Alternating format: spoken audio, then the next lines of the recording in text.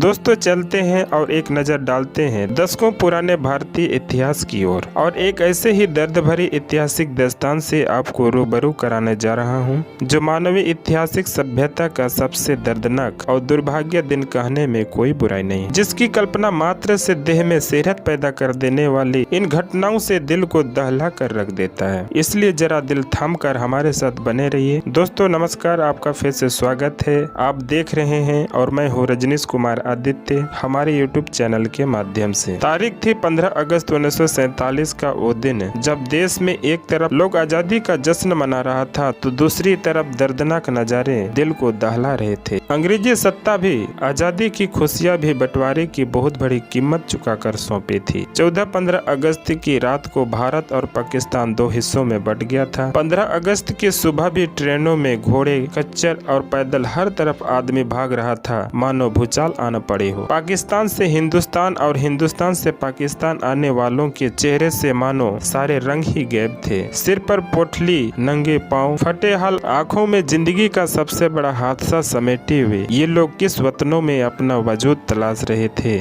क्योंकि हर तरफ हिंसा, खून खराबा और भय के माहौल ने किसी को अनाथ तो किसी को बेघर कर दिया था। मानो भारतीय इतिहास में खून और आंसू से लिखा जाने वाला बंटवारे का ये दिन 15 अगस्त की खुशियों पर भी मानो धूल की परत बनकर छा गया था। ये वही दिन था जब कई सालों से आजादी के लिए आंदोलन कर रहे स्वतंत्रता सेनानियों को भी विवशी हो रही थी और वो सोच नहीं पा रहे थे कि क्या ये वही हिंदुस्तान है जिसका सपना उन्होंने देखा था। जब एक तरफ लोग आजादी की जश्न की तैयारियां कर रहे थे तो दूसरी ओर देश की स्वतंत्रता के लिए लंबी लड़ाई लड़ने वाले महात्मा गांधी दंगा रोकने में जुटे थे। ट्रेनों में जान बचाकर भागते लोगों का काफिला थमने का नाम ही नहीं ले रहा था। भले ही फैसला धार्मिक आधार पर लिया गया हो, लेकिन समस्या सब कुछ बंटवारे को लेकर की ही थी। जिस हिस्से में हिंदुस्तान बनाया गया वहाँ भी बड़ी संख्या में मुस्लिम आबादी थी और वही पाकिस्तान वाले हिस्से में भी हिंदू और सिख थे। हर तरफ हिंसा और खून खराबा का माहौल के दौरान दोनों तरफ भड़के दंगे और हिंसा में करीब 10 लाख से अधिक लोग और कुछ रिपोर्ट्स के अनुसार माने तो बढ़कर यह संख्या लगभग 20 लाख लोगों की जान चली गई। इस त्रासदी ने किसी को भी नहीं बख्शा। महिलाएं, बच्चे, बूढ़े सब इस हिंसा की भेंट चढ़ गए। इसी दौरान पाकिस्तान से बड़ी संख्या में हिंदू और सिख समुदाय के लोग भारत आ रहे थे, तो वही हिंदुस्तान से बड़ी संख्या में मुसलमान पाकिस्तान के। दोनों ओर से करीब 1.5 करोड़ लोगों ने पलायन किया और दोनों ही ओर से करीब 83,000 महिलाओं, युवतियों और बच्चों के साथ दुष्कर्म तो कई लोगों को अगवा कर लिया गया। क्यों लड़ता है मूर्ख बंदे, यह तेरी खम ख्याली है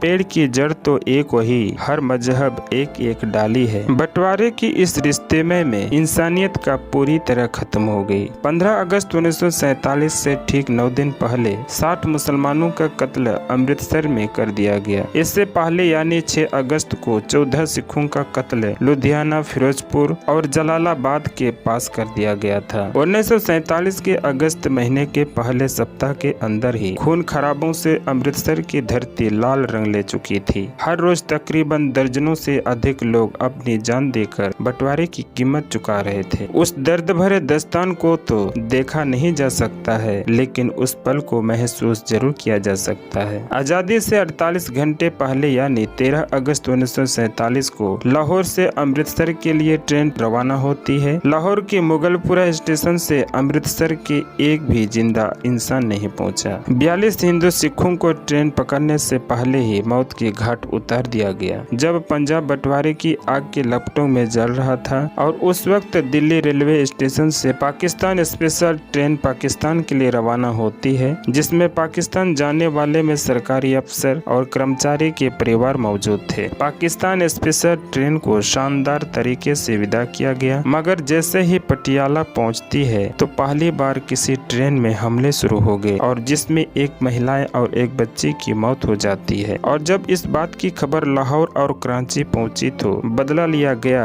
अमृतसर आने वाली पहली ट्रेन से। जब वह पाकिस्तान से अमृतसर रेलवे स्टेशन पर पहुंची तो उसमें एक भी जिंदा इंसान नहीं था। हर तरफ खून से रंगी लाल हुई ये ट्रेन अपने साथ हुई ये हादसा को बयां कर रही थी। जहां भी नजर जाए वहां लाशों का ढेर लगा हुआ था, किसी के हाथ कटा हुआ था तो किसी के सिर। इन बेकसूर लोगों के खून से रंगी ये ट्रेन बताने के लिए काफी थी कि बंटवारा कितना दर्दनाक साबित हुआ होगा, जिसका अंदाजा हम और आप नहीं कर सकते हैं। 15 अगस्त की शाम जो पाकिस्तान से ट्रेन आई, अमृतसर की रेलवे स्टेशन की उस ट्रेन पर लाशें ही लाशें मौजूद थी और उस ट्रेन के आखिरी डिब्बा पर जो लिखा था सब लोग देखकर हैरान रह गए। उस ट्रेन के आखिरी डिब्बे पर एक बच्चा जा छिपा था और उस पर लिखा था कि पटेल और नेहरू के लिए आजादी का ये एक तोहफा है। इसके बाद दोनों तरफ से आने वाले ट्रेनों पर लोगों को मारा जाने लगा, जिसमें कई बेकसूर लोगों की बलि चढ़ गई। हजारों लोग रातों रात अपना घर बार छोड़कर भारत की ओर पलायन करना पड़ा। कई बहन बेटियों की इज्जत लूट ली गई। सरहदों को आपस में जोड़ने वाली हजारों लोगों के लिए जिंदा ताबूत बन गई थी। इस बंटवारे में इंसानी इतिहास का सबसे काला अध्याय माना जाता है, जिसके बारे में आज भी सुनते हैं तो शरीर में एक अलग प्रकार की सिहरत पैदा हो जाती है। भारत और पाकिस्तान का बंटवारा करने में मोहम्मद अली जिन्ना का सबसे बड़ा रोल था। दोस्ताना इतना बरकरार रखो कि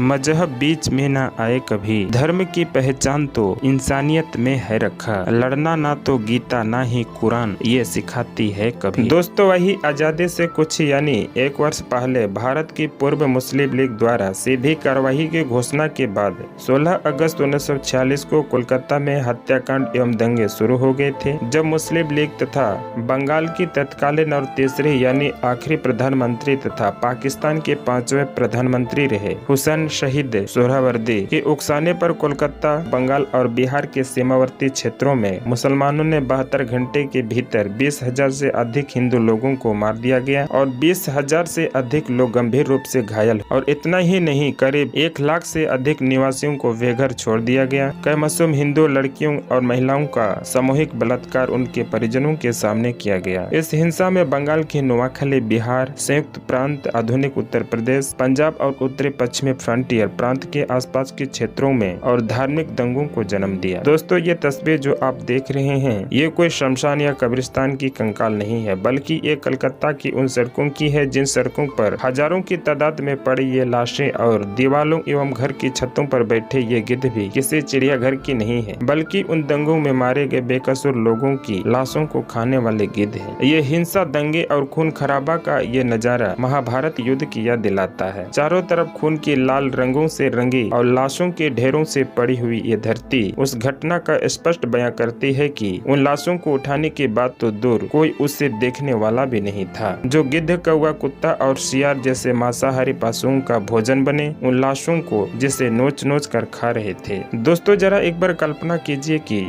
उस समय का क्या दृश्य रहा होगा। बुराई इसलिए नहीं पनपती कि बुराई करने वाले लोग बढ़ गए हैं, बल्कि इसलिए बढ़ती है क्योंकि सहन करने वाले लोग भी बढ़ गए हैं। दोस्तों, आश्चर्य की बात बता दें कि ऐसे तो भारत में हिंदू और मुस्लिम दोनों समुदाय के लोग हजारों सालों से साथ ही रहते चले आए हैं, लेकिन दोनों ही समुदाय के लोग अभी तक एक दूसरे को न तो समझ सके हैं और न ही समझना चाहते हैं। भारत में हिंदू मुस्लिम एकता के नारे भी खूब लगते हैं, खूब कोशिशें भी होती है, लेकिन नतीजा वही जस का तस रहता है। ये हिंदू मुस्लिम एकता का नारा आज का नहीं है, बल्कि मुगलों से भी पहले का नारा है। चाहे मुगल के बादशाह अकबर हो या मराठा हिंदू सम्राट वीर शिवाजी, दोनों ही राजाओं ने हिंदू मुस्लिम एकता के लिए बहुत कोशिशें की थी। तो दोस्तों, आज के लिए बस इतना ही, फिर मिलते हैं नेक्स्ट वीडियो में। उम्मीद करता हूँ कि ये वीडियो आप लोगों को पसंद आया हो, तो वीडियो को लाइक, शेयर और कमेंट अवश्य करें और हमारे चैनल को सब्सक्राइब जरूर करें। साथ ही बेल आइकन को भी दबा दें ताकि आने वाले सभी वीडियो की नोटिफिकेशन मिलते रहे। आप लोग हमेशा खुश रहें। जय हिंद, जय भारत, वंदे मातरम।